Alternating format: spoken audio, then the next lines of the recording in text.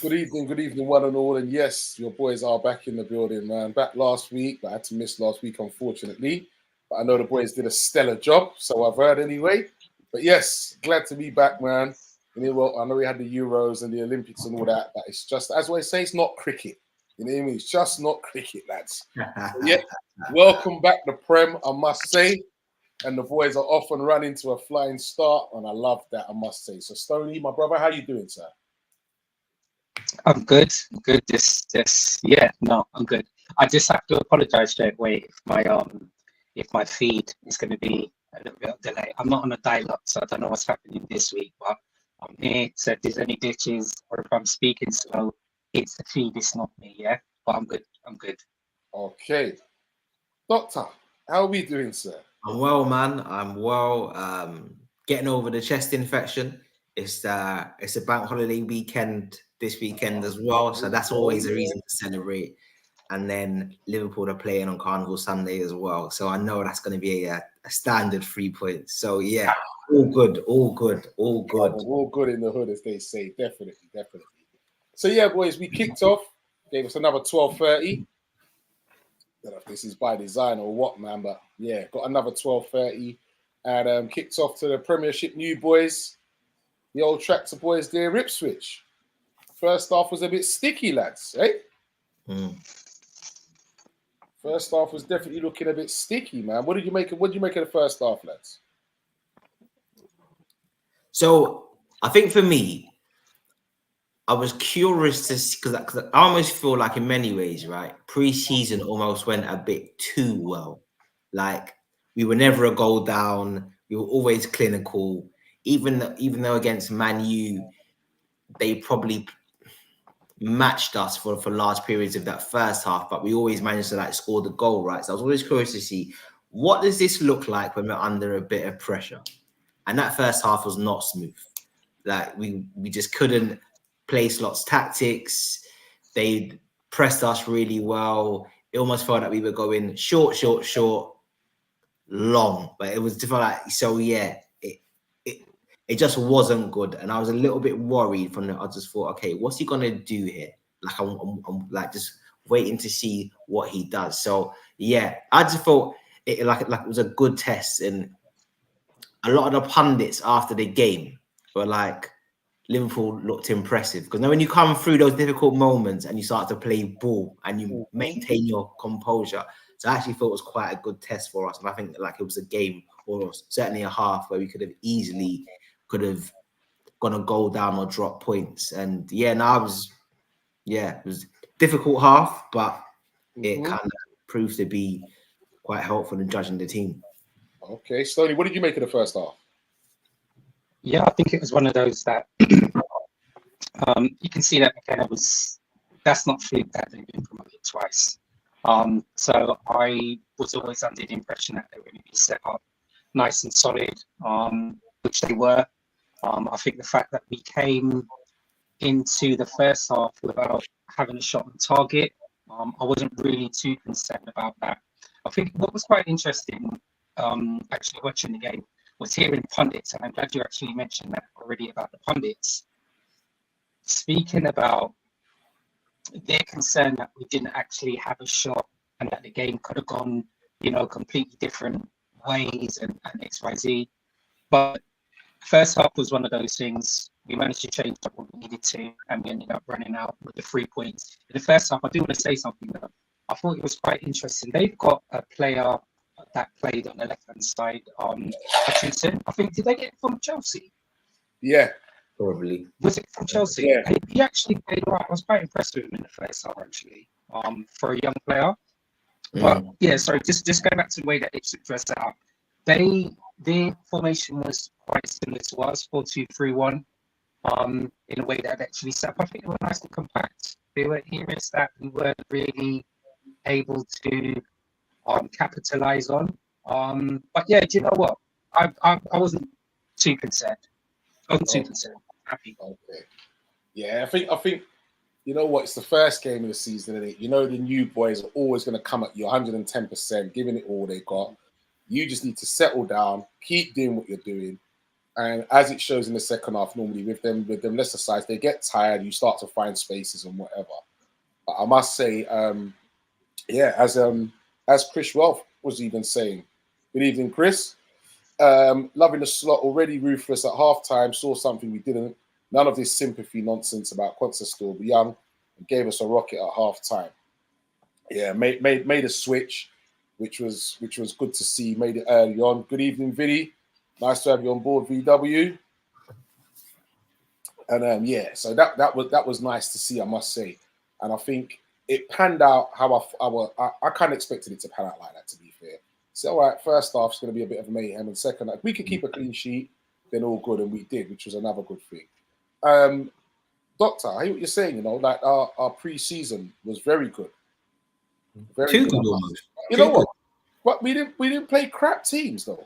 Exactly. This is it. I actually thought this could be a bit sticky. You know, like obviously we're in transition with a new manager, whatever, and we're playing decent teams. So I was like, you know, if these things don't go right in pre-season, it could heap on a bit of pressure. But well, we came out of there with flying colours, man.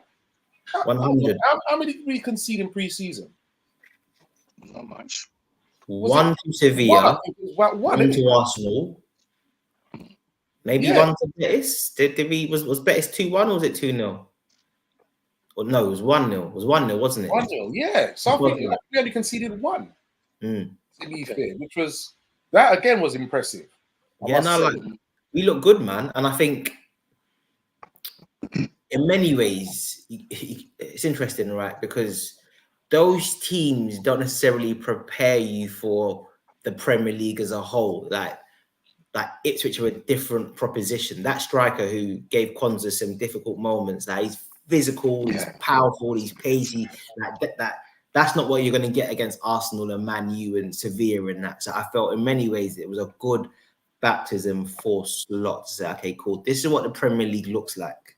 Midday, slow. Obviously, you're going to get some teams are going to play more football, but slow pitch, it's physical. And if the team just ain't gelling, what do the players do? But more importantly, Slot, what do you do? And yeah, boy, right now, bruv, Slot's just coming like a gunslinger, bruv. It's just like the man's he's just on fire. Yeah. Like the man said, forget tactics aren't important if you're not winning duels. I was just like, this is news to my head, bruv. I'm loving that. Win your challenges. But do you know what? If you don't want I kind of took that two ways, right? So it's funny he said he had that ruthless streak and taking Quansah off. My only concern, and I was trying to find some rationale in this, right? So we've got Delap that played. Delap was the striker that played against Quansah. That's right, yeah. So Delap. So I don't know. I think Delap's like 21. So Quansah's now got a young striker who's come to rough him up eerily, right? And then Slots obviously made the tactical change, brought on Konate, so we know there's not going to be any more rough house business. My concern about that moving forward, right, is do you think opposition teams in some games are going to use that same tactic on Quansah then and try and rough him up in the ear? Because could you imagine West Ham bought that new striker, the German striker, right? Imagine when we're playing West Ham. And if Quansah's there, and then they decide to make a tactical approach and try and do that again. So I think Slot still has to be a little bit mindful of that. It may be something that he has to think to himself, well, he is going to have to deal with strikers like that and make adjustments to his play. But yeah, just made me think on another side, are other teams going to try and use that to their advantage and not try and play on the floor, just try and play eerily and pull on Quansah? That was my only thing from that. So I think Quansah's a unit, right? Like he's how old is he? 20? Yeah, Quansah's probably about the same age, I think.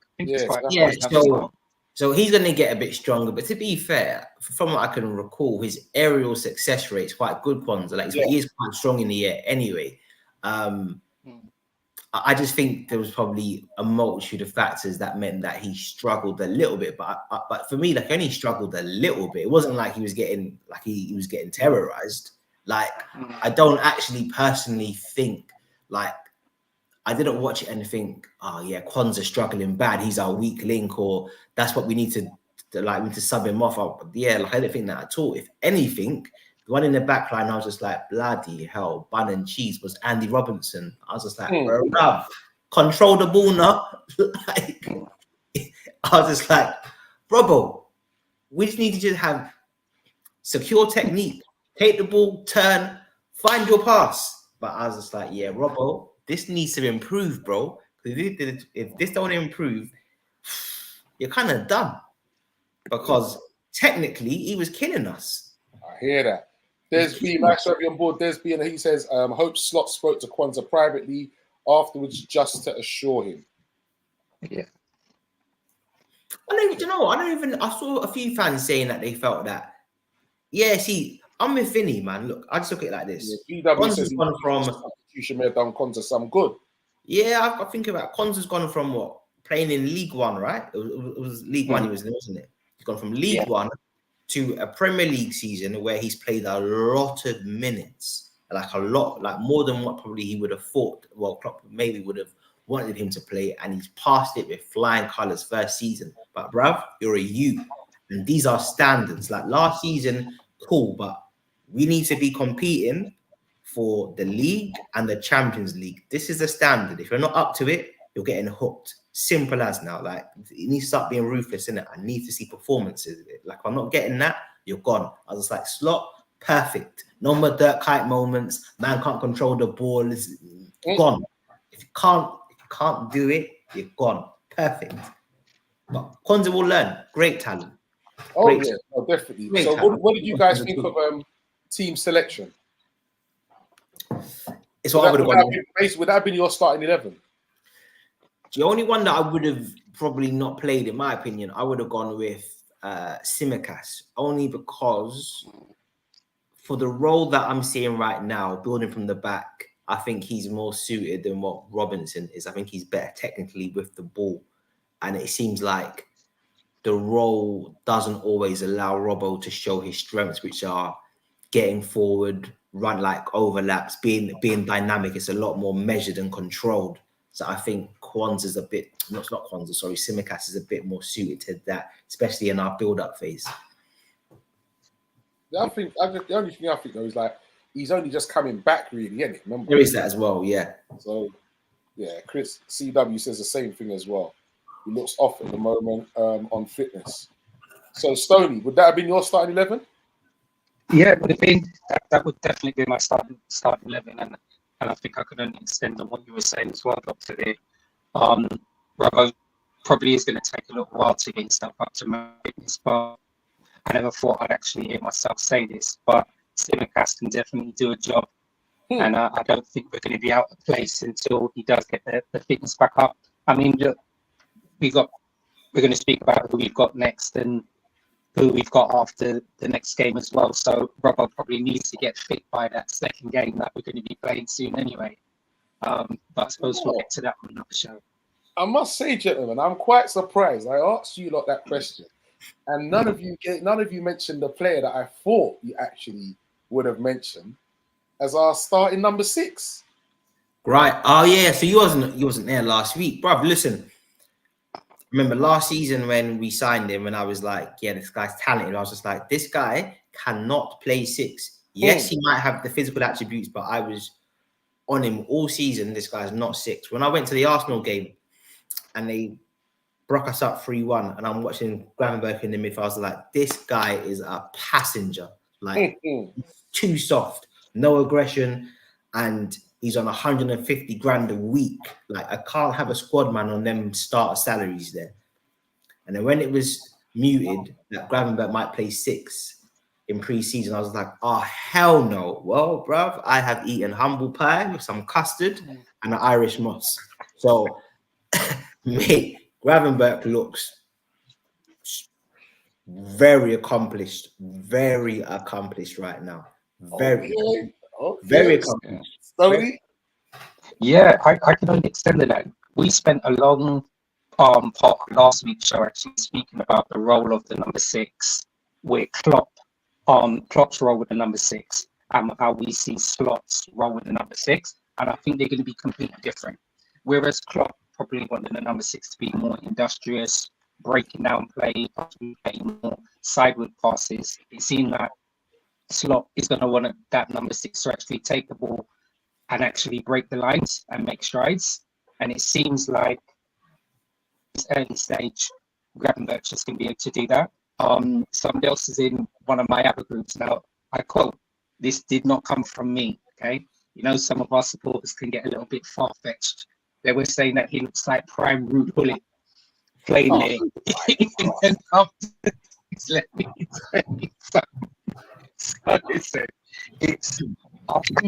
I just hope that he gets a run of games, that he doesn't have any issues with any knocks, and we're able to actually see what he's capable of doing there in that position. So I just wish him all the best there. And you know, another thing as well, what was mentioned on last week's show, that may have been one of the other reasons why that deal with he may go through in the end. Probably thought, well, we've already got somebody here who's really settled in the team and capable of performing that job. I don't know, but yeah, Gravenberch played all right there. How's it going, Michael Jackson? Welcome. Yeah. Yes, Come on. Prince. Shimon. Easy, Prince. Easy, Loving the top as well, mate. Loving the top, yo, China. It's all right. I thought I'd debut it today.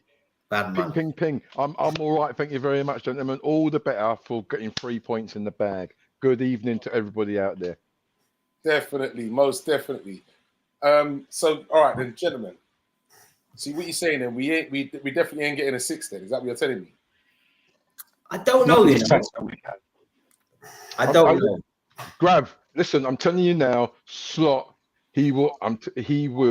I'm confident, and I think if Gravenberch continues with the performance and builds on the performance from Saturday. I know it was against Ipswich, but listen, Ipswich are still a Premiership side, so we've got to give them all due respect. Only just, bro. Yeah, well, you know, but we still got to give. They're still here in the league, and we've got to give them due respect. But I think if Gravenberch can grow and build on the performances from Saturday, I think potentially our number 6 issue could be answered. It's just that we might not have any depth to our number 6. No, we got Endo. Oh, we got Endo, but I can see why Slot is not playing Endo, because Endo, as much as he's a destroyer, he's a bit of a crab with the ball.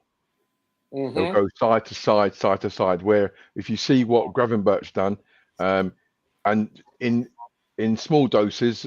Curtis Jones also done it during pre-season, where he's not afraid to pass through the lines. He's not afraid to take the ball on and take the ball in. And instead of using the ball, passing the ball, he makes that ground up himself. We've seen that he's got that.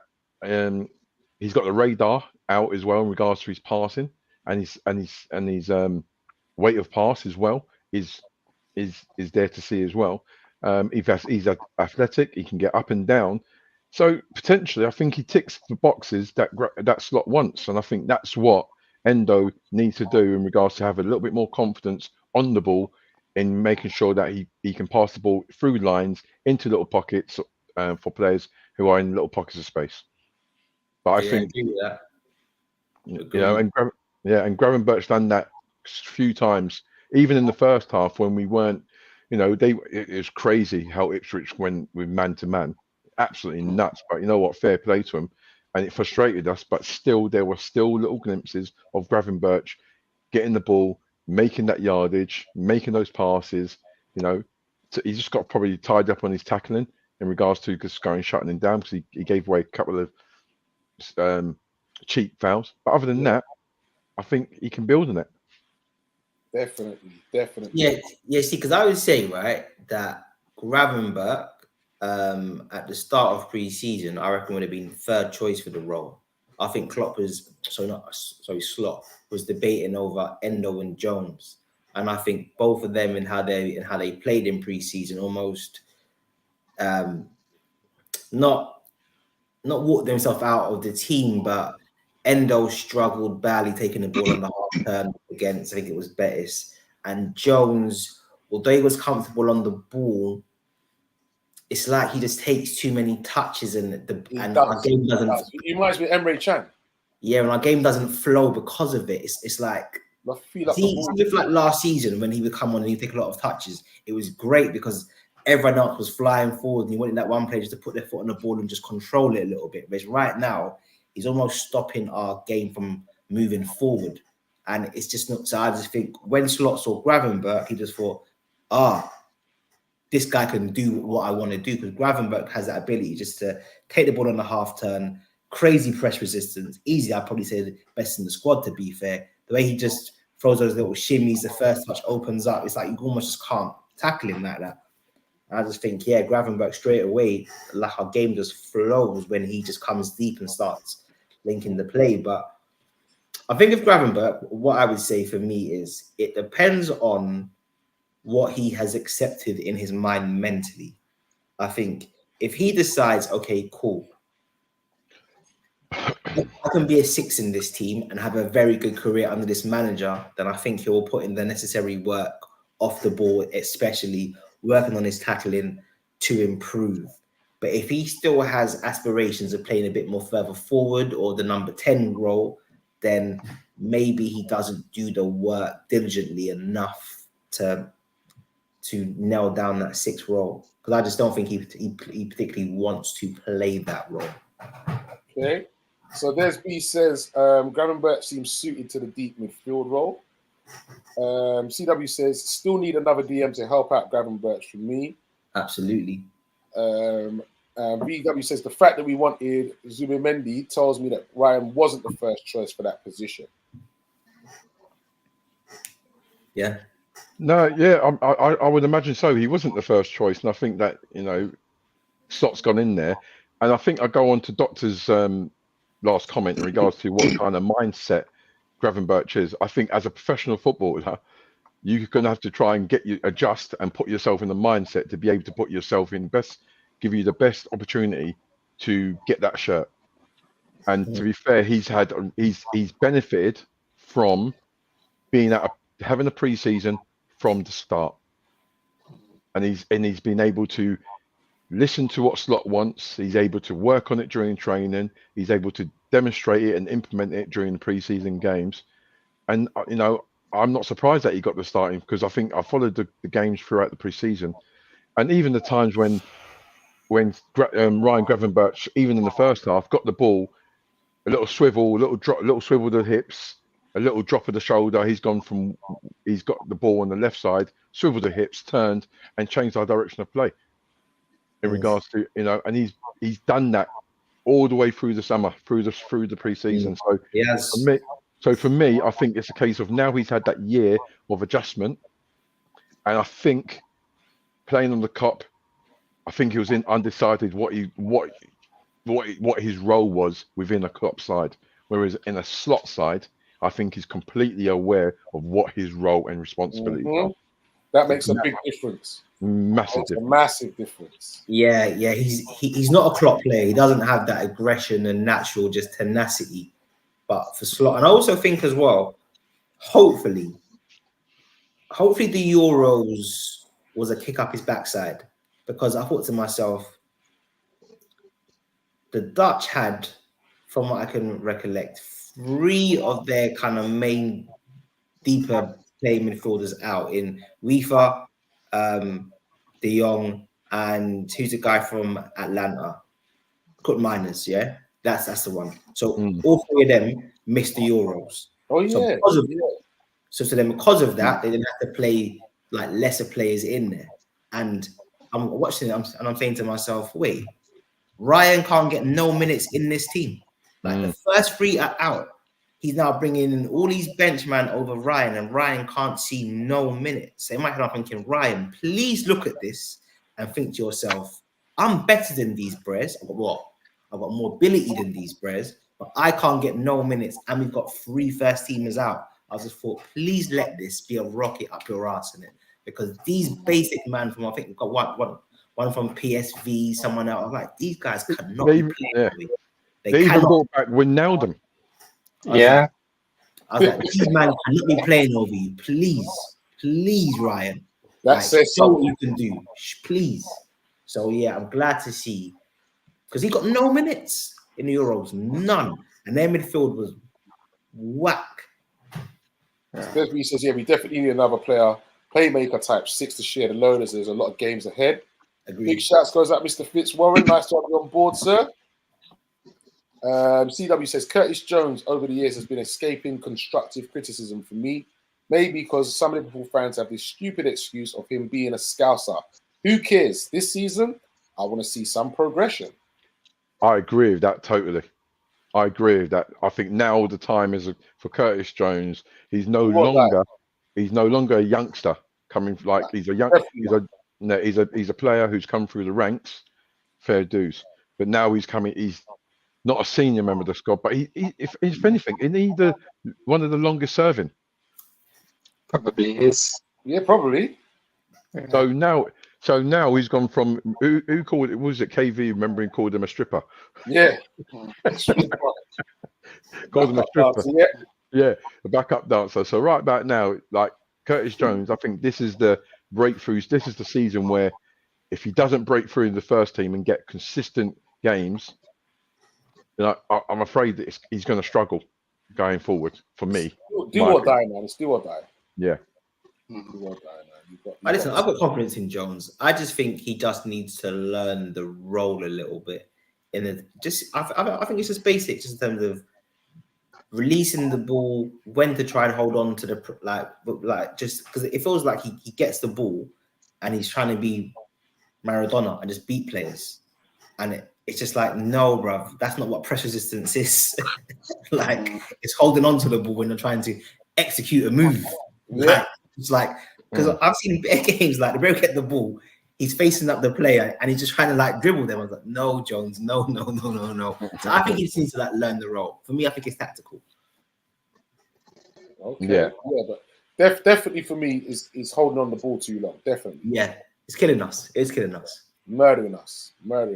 Even in pre-season, he's been doing for quite some time. Yeah, even in pre-season, he looked like he's doing too much. He was, you know what I mean, trying to get on the ball, trying to get into little pockets, which is great and which is fair play to him. And however, I think it's got to be something like, he's got to kind of diet down, simplify his game, and make sure that he has end product within his game. It's tippy tappy, but there's no end product. So Curtis Jones, not Davy Jones, Yeah, because no watching him, it almost feels like he just doesn't understand the role in terms of what he needs to do to help the team. He plays like playground football. Yeah, it's just not effective. Like playground football, yeah. No structure to it, you know what I mean? Just playground football. So, gentlemen, talk to me about our new striker then, so to speak. Go on, Stoney. I think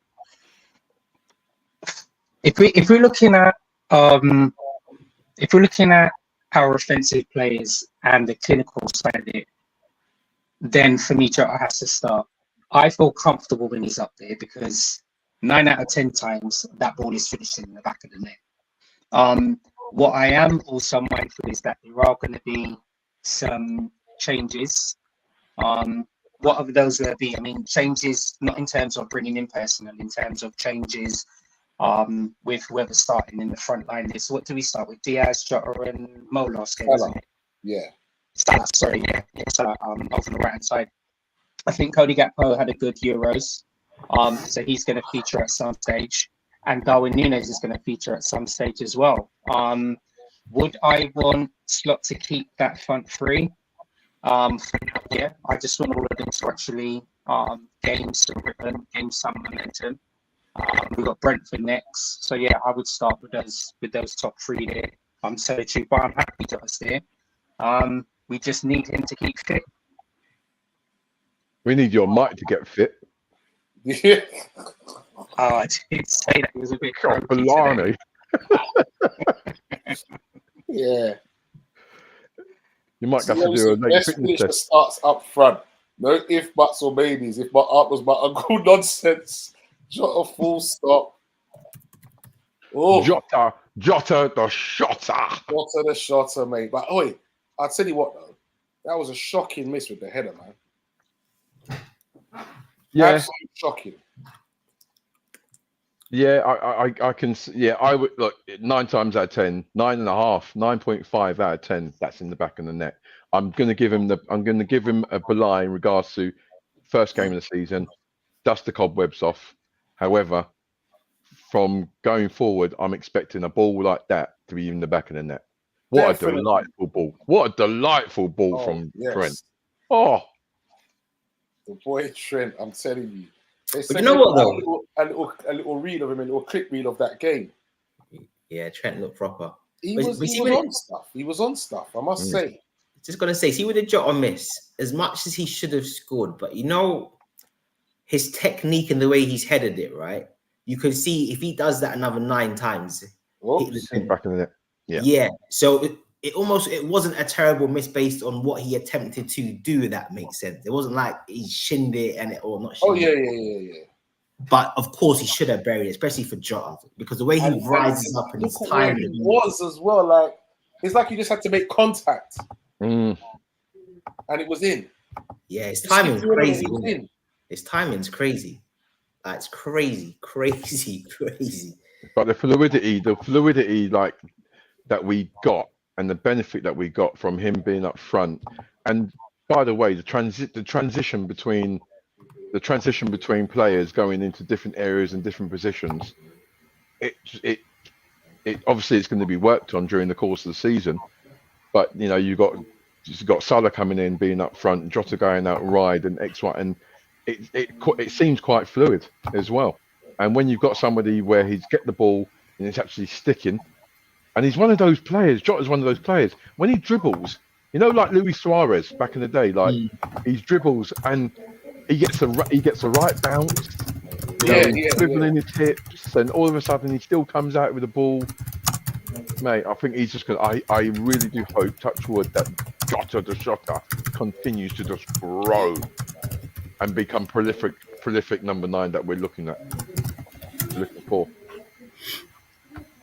Motaz with his usual comment. Wish we could tell you, Motaz, I tell you. Yeah, but Mo, listen, mate, listen. I'm going to speak to you directly, Mo. Right? Mo Salah's come back like on fire. Like he's cut off his hair, his touch is good. He's even given an assist. Yeah.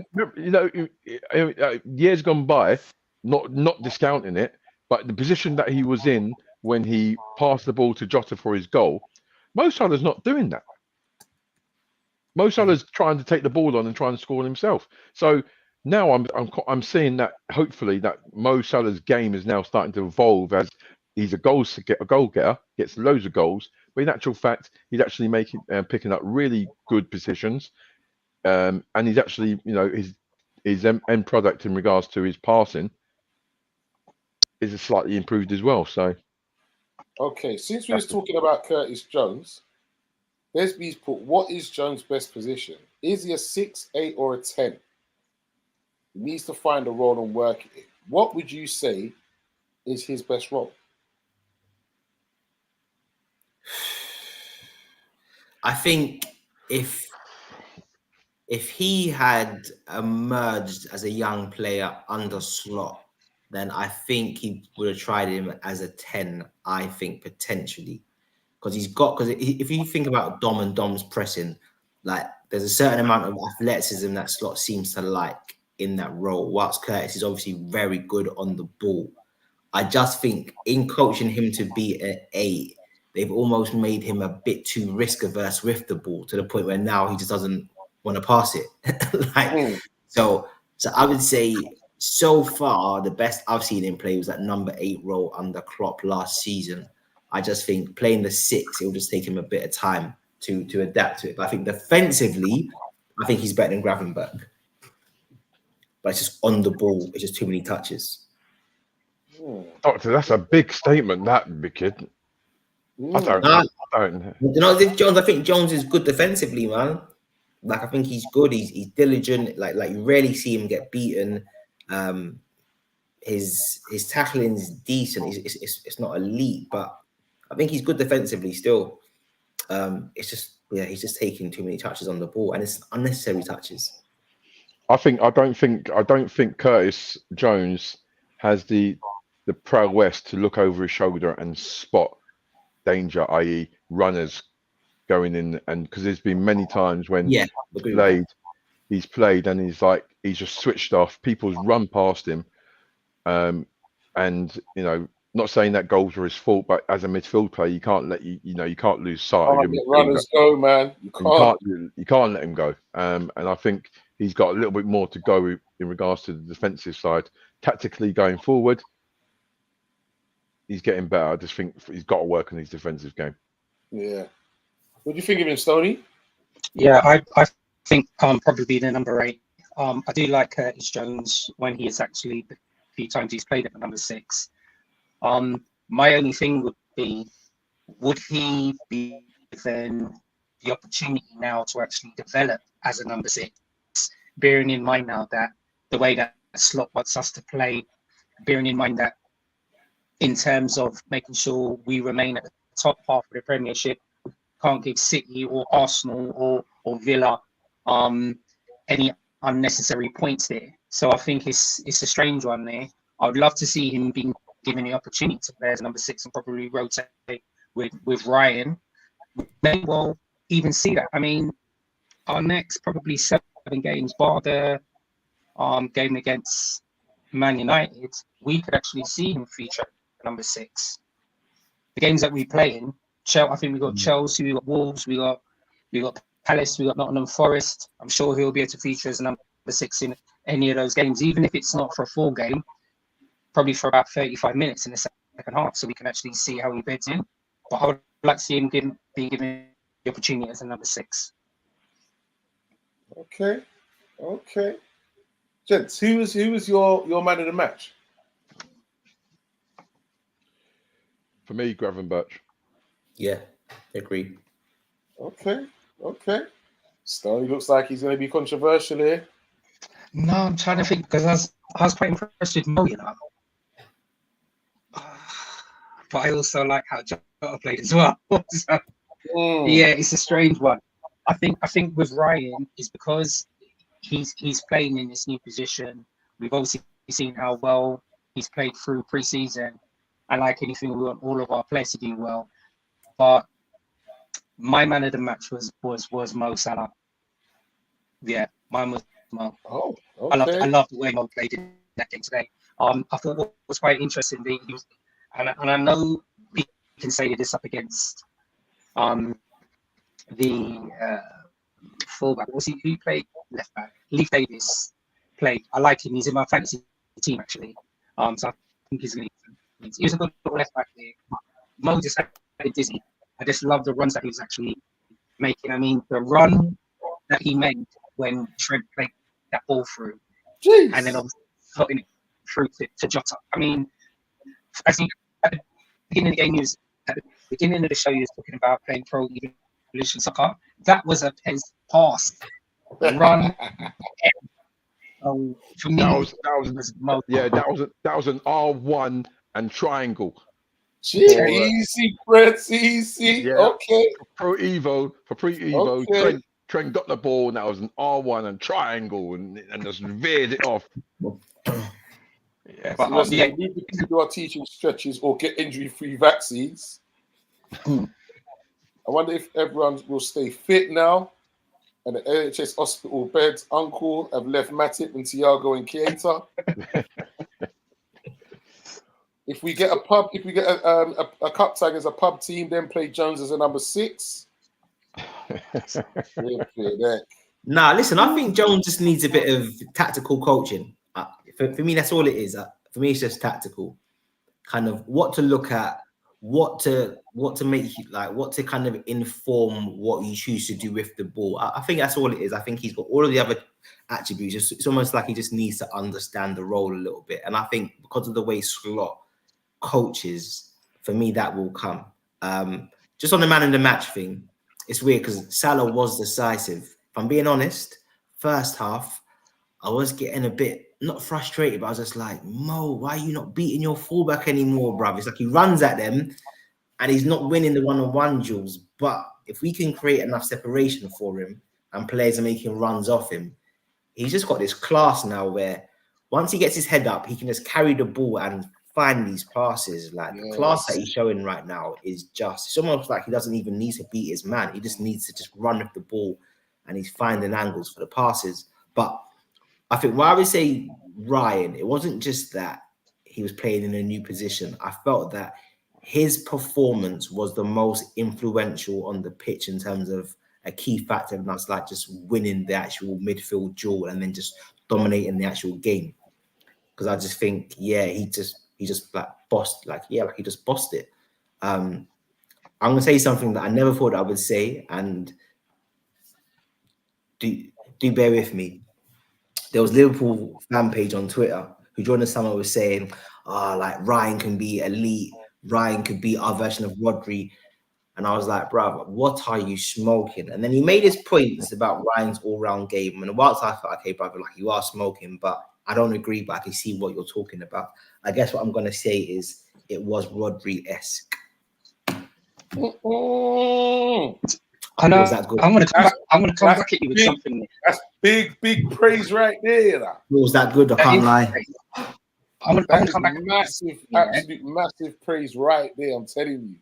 Because Ryan, you got a lot to live up to. I just want to. I don't want to get carried away, and I really want to see similar performances against bigger teams. This is what I want to see. So I don't want to get carried away just yet. Let me see if he can do that against the bigger boys, and then I'll be like, okay, then fair enough. Yeah. So what I would say to that is, I think in terms of what he's likely to struggle with, in terms of what we think of Ryan's strengths and weaknesses, I think there's an argument that says against bigger teams, he actually finds it easier. Because I think Ipswich came to try and rough man up. That slow pitch is physical. I think these are the kinds of questions marks over him. I think against a bigger team where they might be slightly better tactically, but they're not going to have that like level of aggression. Well, I think Ryan might look even better. And don't forget what he did to Rodri against Man City at the Etihad last season when he bun him up. So, yeah.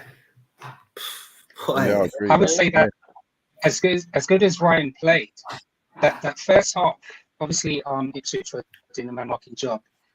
The player that played in the number 10, Chaplin, I think his name is Chaplin. He had Ryan up. If you guys have an opportunity to watch the highlights back of that first half bit when Ipswich played the man marking, and Ryan didn't have as much of a game as a good game as I think it was perceived, on being roughed up there, honestly. But either way, so he struggled defensively first half. Yeah. So but yeah. Okay. The guy was dominant, man. He was dominant, Ryan. Like I think he's just been dominant since he's coming to the team. Man. He just dominates the game in many ways just by his technical ability.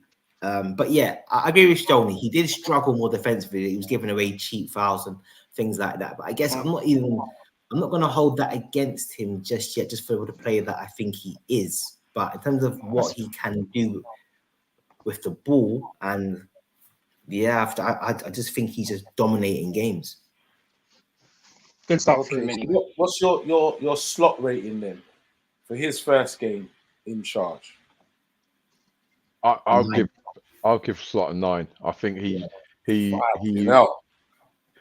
and that's a high bar. And I've got to be honest, his actions has actually got me going in regards to giving him a high number, because he worked out. He saw, like, I think previously under Klopp, I think there's been a lot of grumbles in regards to we didn't have a plan B,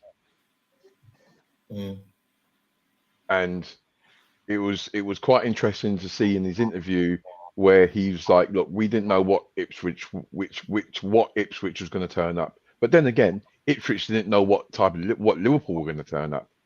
And I think where Ipswich were quite brave in regards to sticking 4 up front, which was, not seen before, but they stuck 4 up front. They closed us down. They closed the space down. I think we had little sprinkles where we got some joy, but they frustrated us. And then I actually agree with his substitution with Kwanzaa. I think Kwanzaa lost a lot of battles. His passing was below par. He didn't hit the target, and it was evident from when Kwanzaa came off and Ibrahim Konate came on that things started to then flow a little bit more, even to the point of Liverpool's first goal when Konate he's passed the ball inside to Gravenberch, where Kwanzaa wasn't doing that. Kwanzaa was either going sideways, backwards, or if he's going forward, it was actually being intercepted. Where Ibby's come on, he's got the ball, he's given it to Konate, who's on the goal side of his marker. He's then gone forward, passed it to Mo. Mo set up Trent. Trent's then done that delightful ball in between the fullback and the centre half, and then Salah's gone in, knocked it square for Jota to put it in. And Ibby won all his battles against what's the lad up front? Delap. Delap, yeah. He won all his physical battles with Delap. So to make that change in his first game, he set his stall out in regards to what standards he's expecting and what level he wants his players to be playing at. And I think by doing that, I think he's provided a good impression on his first game. Okay, Stoney. Fred's giving him a 9. No, that's fine. He'll get a 7. He'll get a 7 for me. I think what Liverpool have had under our new manager is a settled pre-season. I said it's the first game. Let's see what we do against Brentford and Man United. For me, if I'm giving the bench too high, then I'm going to expect him to perform at that level all of the time. If it declines, then I'm probably going to be a bit more critical. So for me, I'm giving him a 7. And I'm just going to watch his face. Okay. And Doctor? Yeah, I'm probably a 9 for me, you know. I just think, because of the Euros and the Copa America, he didn't get that full squad together until I think the week before the Sevilla game. So he's only had the team together for 2 weeks in terms of form and fitness, like the first team. Yes, he's had other players there who came early, but I just think it was just decisive what he did. And what seems impressive, it seems like he can watch the game, analyze it, and think, we're going wrong because of this. And he can make changes as he's watching the game. And I just think, like, what he did at half time was super impressive. And yes, it was Ipswich, but those tactical tweaks, it's almost like he can work out and think, if I do this, this will happen. So let's do it. And yeah, I think it was a very impressive performance. And let's be honest, yes, it was 2-0, but it should have been about 5. If not, probably. But do you know what? Do you know even why that 9? I'm still scratching my head. You see, even I'm happy with us to score that second goal, right? We scored that second goal after they made these 2 substitutions, you know. So in my head, I'm thinking, was that because of slots changes that he made, or was it because of McKenna made the changes in midfield that allowed us to get more space? Because I think we scored. Who scored first? It was John, wasn't it? And then Salah scored after, isn't it? Yeah. So we only scored that second goal when they made the change. So is that down to? But prior to that, prior to them making their substitutions, from when we started the second half, our tempo of the passing was higher. Yeah, we made less touches. Our rotation was a little bit went in sync with our passing. Like do you remember the situation where Trent's got the ball, he's passed it to Szoboszlai. Szoboszlai's taken a touch inside and then backheeled it, and then Trent's carried on his run. Like we were making forward, and then we was making forward runs. Everyone around the pitch was making forward runs along with forward balls. Whereas on the first half, we were just going side to side to side to side. And you've got to give Ipswich a little bit of credit because they stifled us, they frustrated us. However, second half we started a lot more on the front foot, and we played a lot more forward balls, and we done a lot more forward runs. And I think they made that sub because the two players who were man for man first half ran out of steam, and they had to make Oh, that change. See, Yeah, I I would think for say, me as well. Sorry, Art, I was just going to say. I think why I gave him such a high mark, it was the tactical changes. Forget like the intensity of the team, but tactically we were just set up differently. We weren't doing that kind of narrow back four thing like we was doing in the first half. Centre backs have now split. Trent and Robbo have gone slightly higher up, but they're not too wide. The midfield was in more like a normal three with Ryan as a sole pivot. So it was just different tactical questions that he's come out and posed instantly. And it's almost like the Ipswich manager couldn't respond to it. And that's why I say I just think Klopp showed his tactical acumen, but also just being decisive, which to me is just elite management. Like, we're not going to give this 5 more minutes. It needs to change now. Done. Yep. So Chris says Naby Keita was a world beater on his debut, and the rest was history. He was still. Getting back to Gravenberch, yeah? He was Naby. He was. Luis Diaz is a racing horse, got the speed, etc., but no finish line. Got to the finish line. And newly promoted sides are unpredictable, to be fair. Very true. Very true. VW says he didn't wait for the standard 65 minutes. There's B says, I'll give Slot an 8. He saw the issue and changed it. Ruthless, but he's here to win games and not make friends. Listen, I'd love that all day. Yeah. I'd love that all. He says, Luis Diaz is coming like Noah Laos. Livies. You are mocking. Livies. I thought Diaz was blatantly good. But He did play, but for real, he didn't finish his dinner, man, once again. Should have been a pen, though. that's what I thought was a pen. That's what I thought personally.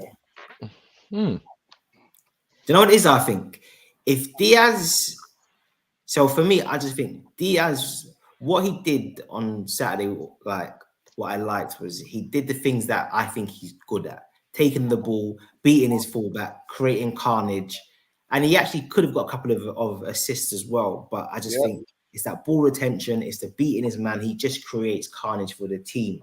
But I think when he plays with Jota and Mo, it's a perfect balance because yes, we know he's not clinical, but then they are clinical or decisive. I think it's when he plays with Nunes and both of them just want to do Pappy show that like it just doesn't flow in it. Whereas I think once he's with a decisive number 9, I think what he then lacks kind of gets protected a little bit. So what do you think that this spells for Nunes then?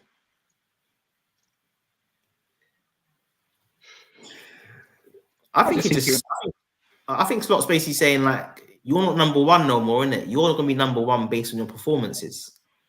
And that's what I want to see. Like, no one gets into the team unless you are performing. Like, forget that you cost a certain amount of money and you got certain attributes. I need to see performances. And right now, Jota is performing and Jota is clinical and decisive.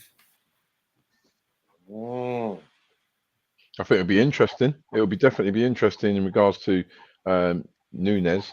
It's whether he can adjust and adapt his game to do and demonstrate what Slot wants his number 9 to do.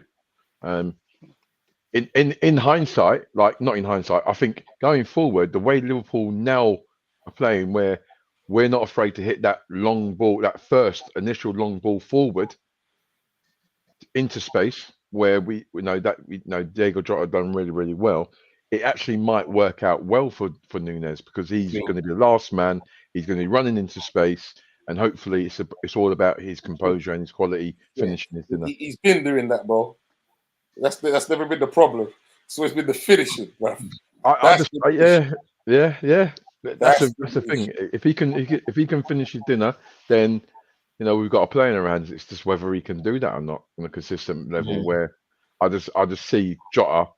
I just got that feeling that Jota, every time he gets the ball in those particular areas, I just feel right. Jota's going to get on target, or it's going to be some sort of a threat rather than Nunes, who's going to be quite rash no composure on the ball, no quality. So I mean, look, end of the day, he's got probably a season to work on it. If he's not good enough, I can't see him being at Liverpool next season. Okay. VW says that he thinks that Slot will make a number of changes over the next month to see how he wants it to work. Yeah, I can see that. I think he's got to. I think he's got to. He will. Like you could see, because I think just on Prince's point about Nunes versus Jota, I think Jota is doing what Slot wants him to be doing tactically, and because of like how he's playing right now, his link-up play is good as well. So yeah, I just think Jota's quite like his game's got a lot of precision right now, whereas Nunes can be the opposite of that. And I think, look, I could be wrong, but I think gone are the days of Nunes taking 7 half shots on the turn and shooting from 30 yards, and like he's had 4 shots on target. But like, I think them days are gone now, innit? I think when he gets the ball, it's going to be, these are the patterns of play I want you to do. So he's going to have to be a lot more refined in his technique and his decision making. And I think he can do it, but maybe he can't. But yeah, look, I think he can. Well, we will definitely find out. I'll tell you that much.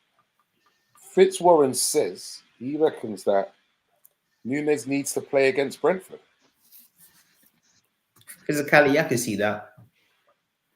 Well, I think that's probably what goes in line with what Vinny's comment was in regards to Slot's going to make some changes. He came back late to pre-season, so he's still getting up to speed, I should imagine. And I wasn't surprised that he didn't come on Saturday, because I think it was probably an opportunity for him to actually sit down. Yes, he didn't, did he? It was no, he didn't. He didn't come on. He was Slot's not playing. Slot's not playing. Mm. No. You know I what? was waiting for that as well, thinking, you know what, he's going to get a little runner, even if it's just to give a man a rest. You know what? I was like, okay. I didn't even expect him to play. He played the majority of the games for the Copa America, you know.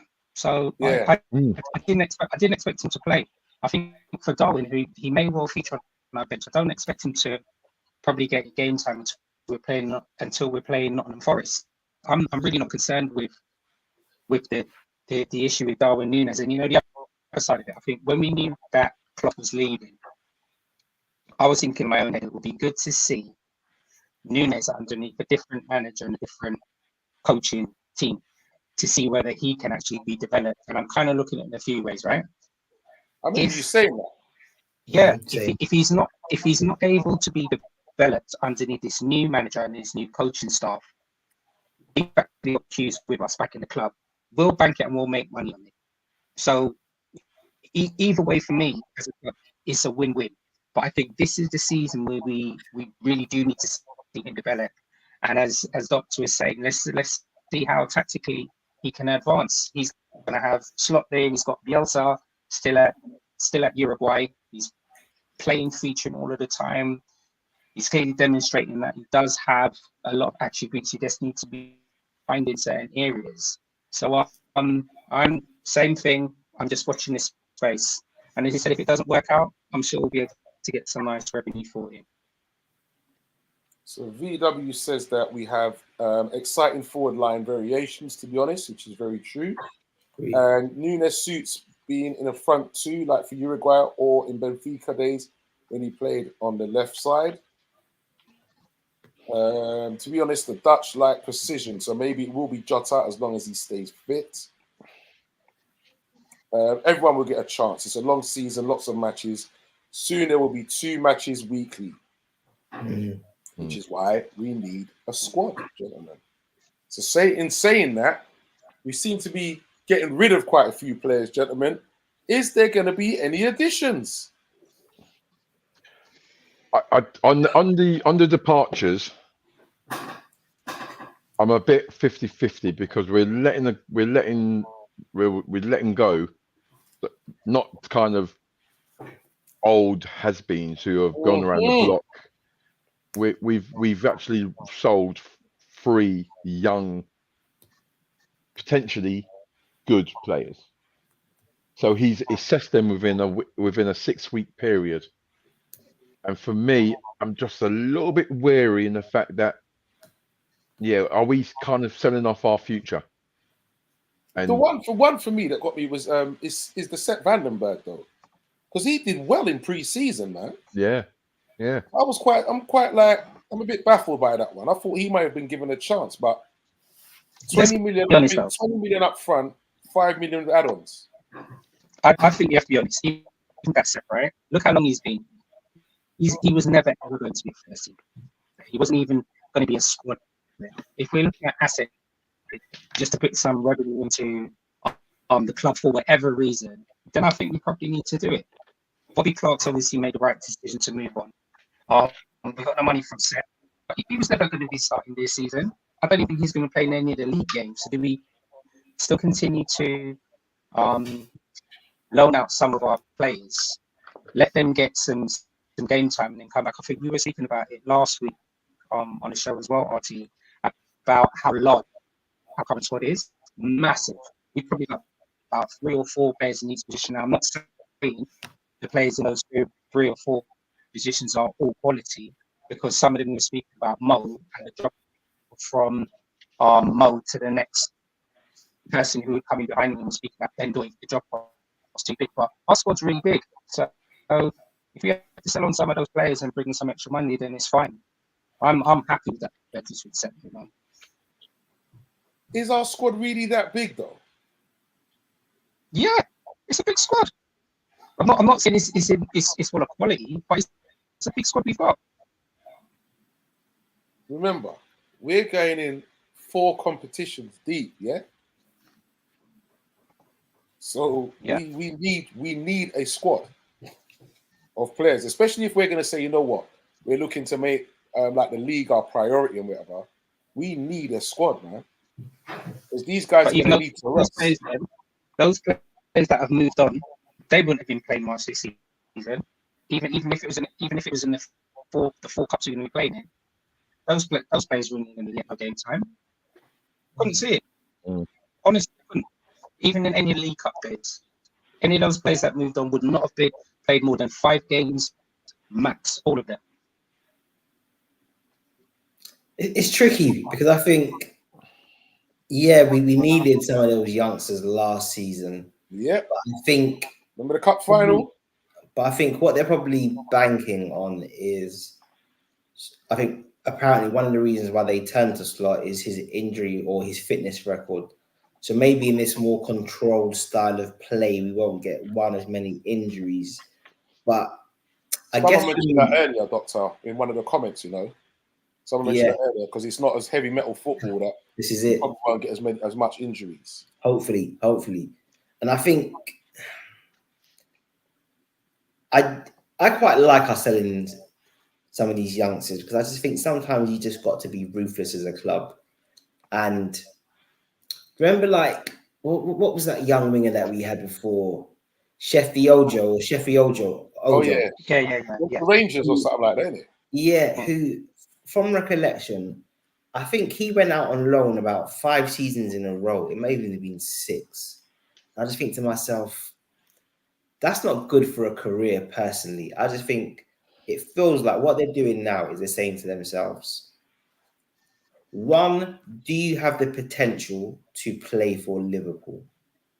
2, if you do, how long will you take to be ready to play for this first team?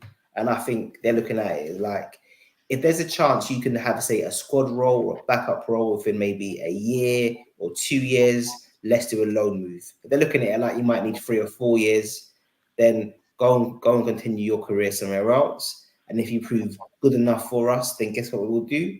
We'll buy you back. And I think that makes sense. I think let these guys get a move, have a consistent playing time at one club and develop over a period of time. And yes, I think Clark is good. Do I think he's good enough for us right now? No. Do I see him being good enough for us in the future? I'm unsure, but he's good. But interestingly, Leone ain't been told to go nowhere. Yeah.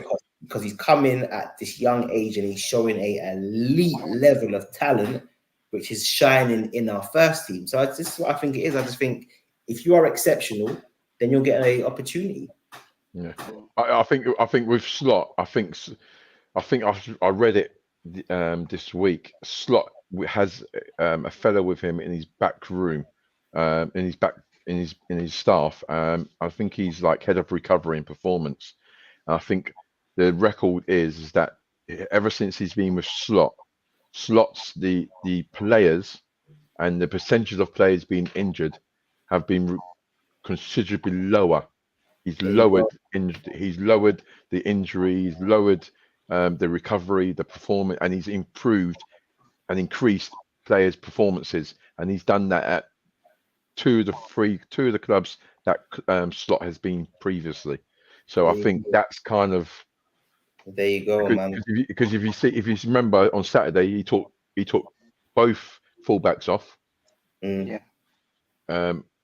During the game, which which Trent came back a little bit later, but he's still fit. Andrew Robinson also, it doesn't. I don't know. He looks fit, but obviously age is catching up with him, and he's not. But yeah, I think Slot's got that fella in who's watching it, who's gauging it, and hopefully, fingers crossed, if the stats are correct in what I've read. Some of the players will be playing a lot more football rather than being in the physio room. It's a great business for Carvalho, Clark, and Van den Berg. They weren't getting games, so nice sell-ons on all of them. Solanke as well, man. We made how much on him? 8 mil? 7 9. million. I thought it was 9. 7. And then someone else as well. Desby Seps. I would have kept Sepp. Carvalho has an attitude problem. Agree with his sell. Let's hope we will invest the income wisely. Who else did we make money from? There's someone else. It's only 3 players that have gone in. Ben Woodburn. 3 players. What a waste of a career, all that hype on one game. Now he's playing for League 2 Salford. Another player who's gone is it Jaden Dans? He's gone to Morecambe. Yeah, it's on loan, isn't it? It's on loan. I thought it was a permanent move I saw. No, I think it's on loan. It's on loan. No, it's Reece Williams. Dans, are you sure? No, Dans is injured. It's Harvey Blair's gone on a permanent.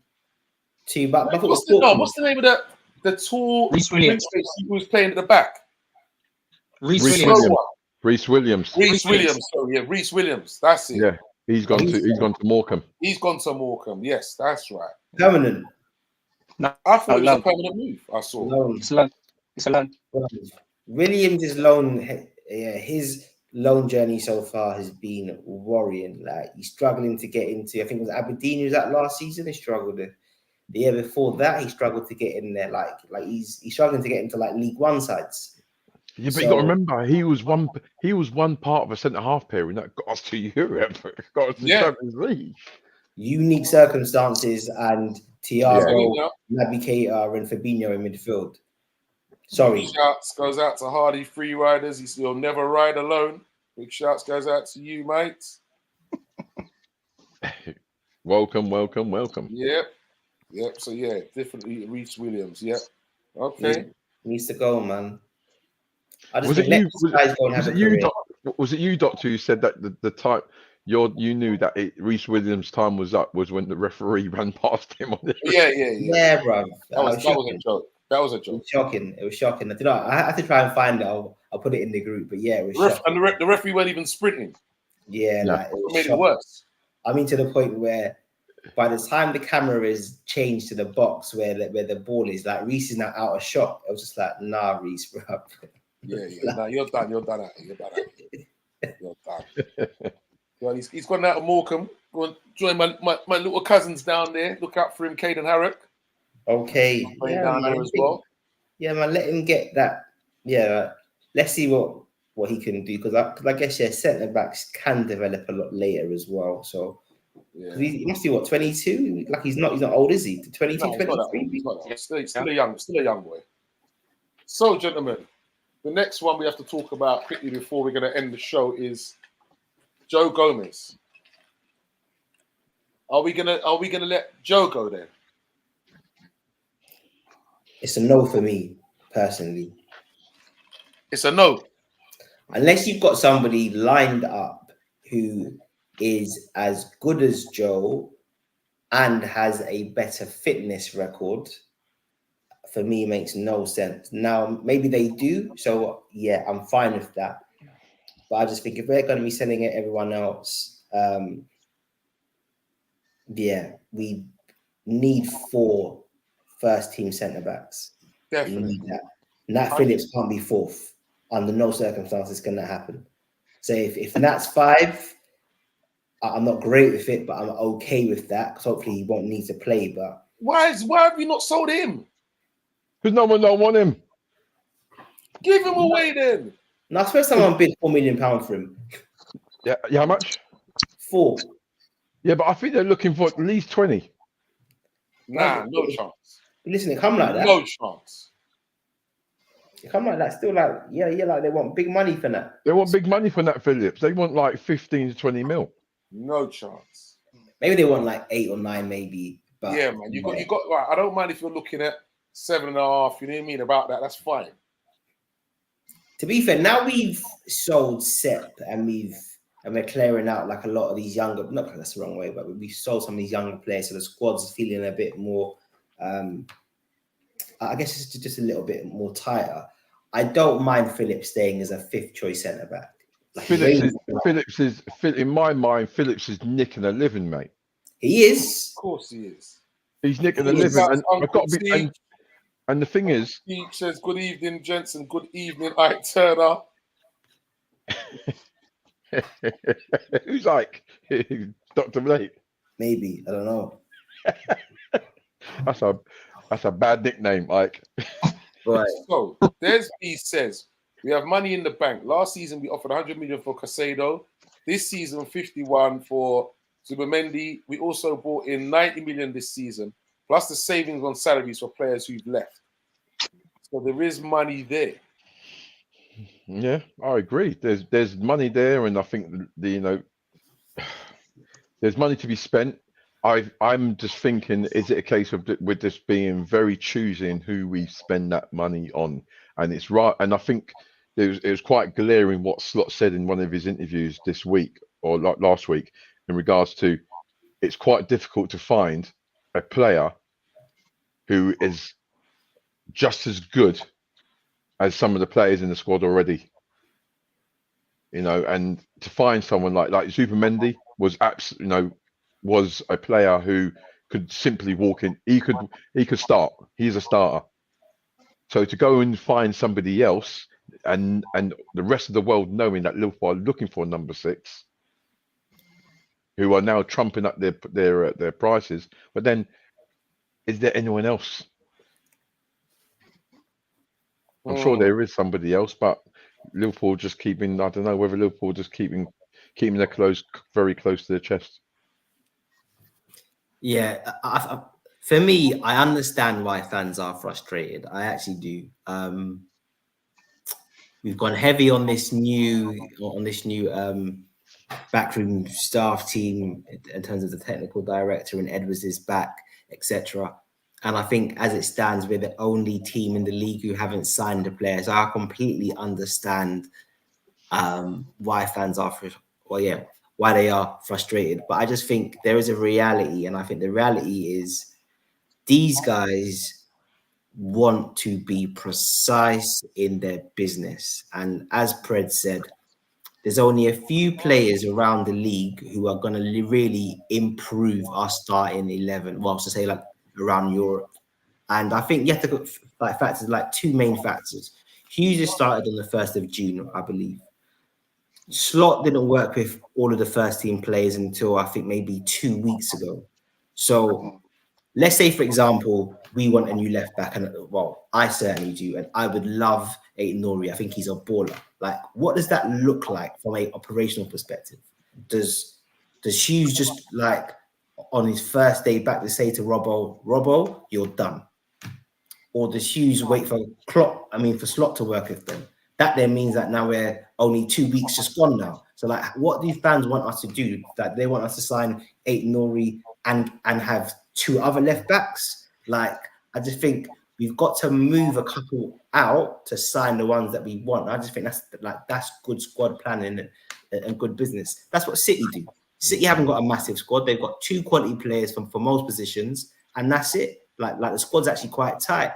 And I just think give these guys time to operate. Sporting director is a long-term strategic role. We've seen with the Georgian keeper that we signed from Valencia. These men are looking to be working months, years in advance. So no doubt they probably have a short list of players who they think can improve on the first team. But are those players available with, say, 2 weeks left of the window? The top boys, it's unlikely that like you're going to get a starter from a next team with 10 days left of the actual transfer window. So I just think give it time. I think you touched upon it in regards to reality. I think we have to have a touch of reality where a lot of clubs in not just in the Premiership but around Europe have had this has been a 12-month project where they've been able to put things down, look at things, assess the situation, and they've got a kind of a model, and that's been over a period of 12 months or so.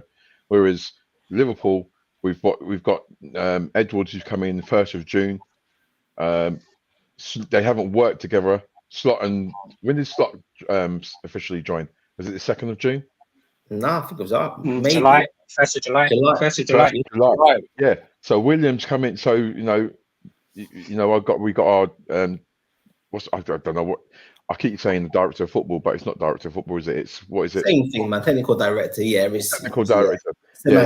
Yeah, you've got them guys who come in on the 1st of June. You've got Slot coming on the 1st of July.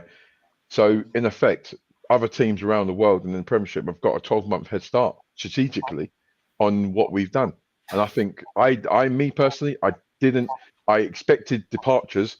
I didn't expect a whole a huge influx of signings because Slot, I think, would have wanted the chance to fully assess the squad before he actually then went out and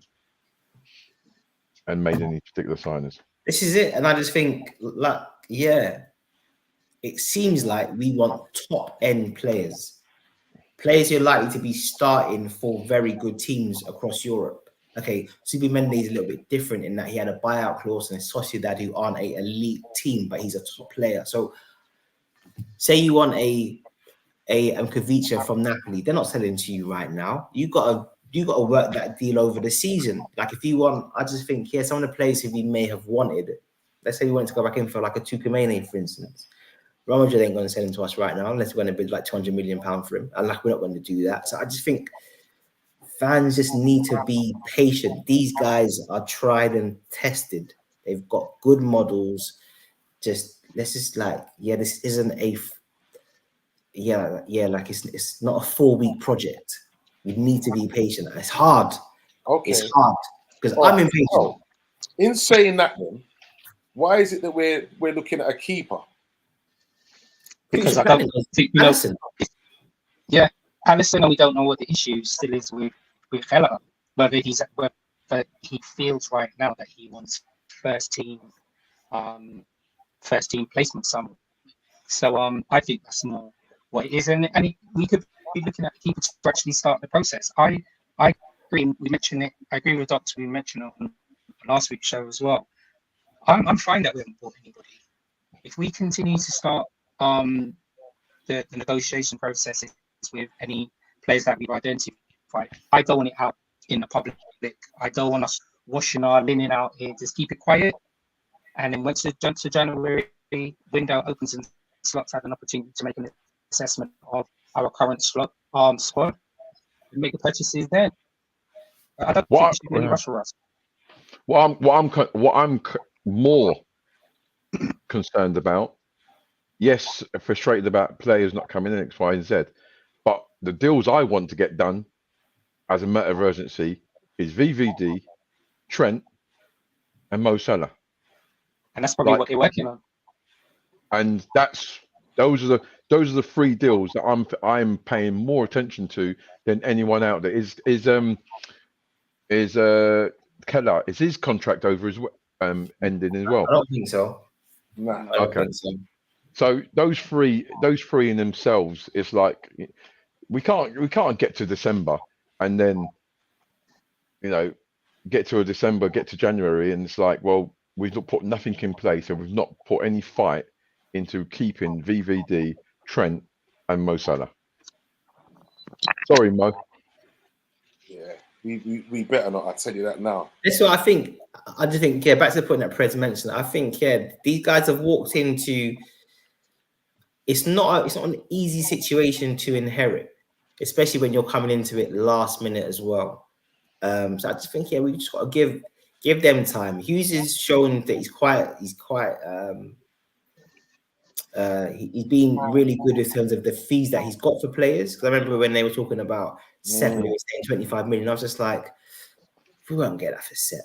Carvalho, 25 million. We won't get that for Carvalho. So I just think, like this guy knows what he's doing, man. Like Bournemouth have made good moves over the years. Yes, it's Bournemouth.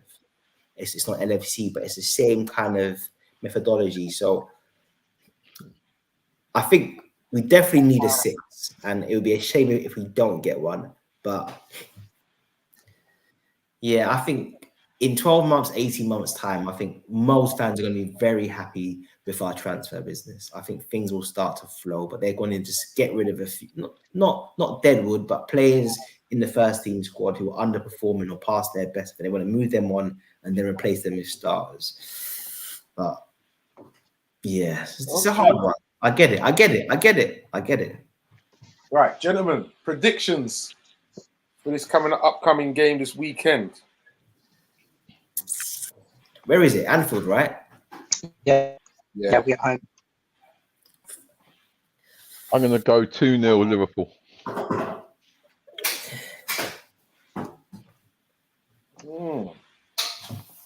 I think I'm going to go 3 for this one, Can't lie. 3-0? Yeah, I'm going to go 3. Yeah, I was going to say that. 3-0 Liverpool. Oh, okay. Yeah. Okay. Sorry, gents. Last point. Sorry about predictions. How nice was it last week to get a clean sheet? Yeah. But more importantly, to get a clean sheet and Alisson doesn't have to do any heroics. No heroics. None. I think he saved one basic header from across. Which nearly spilled, but Mike Ali, he didn't let it go, did he? But no world-class one-on-ones, crazy saves, multiple saves in the game. It was just like, look at that. Won a game. I agree with Chris and Mr. Free Riders. I'm going to go 3-1. I think that's where we could, what do you call it, concede our first goal, to be fair. Yeah. No, another clean sheet, especially at home. All right, we'll see. Gentlemen, I must say it's been a blast. It's lovely to be back on here. I tell you, I'm looking forward to this season. Hopefully, we can add some more silverware again. And some more players, man. Come on, Hughes. Come on. Dr. Blake, my brother, it's been a blast. Blessings. Everyone have a good carnival. Safe. Freds, I see nothing's changed from last season. Still turning up at about 10:20. Hey, cool. But I brought the quality. I upped the quality for you, didn't I? Where's your brick wall gone, Freds? Hey, sorry? Your brick wall. I'm sorry, say again. Where's your brick wall gone, man? You had a brick wall earlier. Yeah, I know. I think I'm having some technical difficulties with the brick wall, so I'm going to have to work on that and come back to you next week. It might be something right, no different. worries. And Brother Stoney. Yeah. So last week we gave out the fantasy code to join our fantasy Premier League. Oh yeah. Yeah, but I'm just seeing that you and Dr. D, you and Teach just down there at the bottom having a talk at the bottom of the league. What's going on, RT, man? Well, listen, early days, the race is not for the swift, brother. The race is not for the swift, it's for those who can endure. Early days. You know what I mean? You sound like them Arsenal man, bruv. One game you can run the league already.